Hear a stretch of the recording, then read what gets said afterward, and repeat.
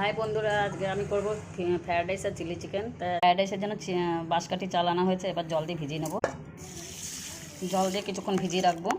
আর এখানে chilli chicken আর fried রাইসের জন্য সব কেটে নিয়েছি।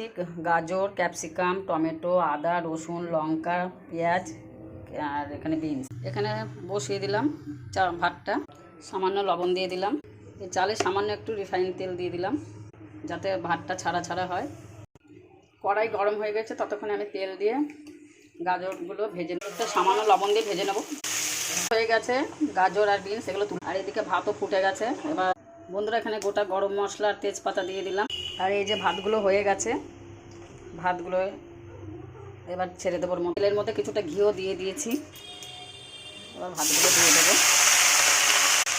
এর মধ্যে ভেজে রাখা বিনস, গাজর আর সব দিয়ে আর চিনি দিয়ে দেবো। আমার ফ্রায়েড রাইস রেডি। ভিডিওটি ভালো লাগলে লাইক, শেয়ার, সাবস্ক্রাইব।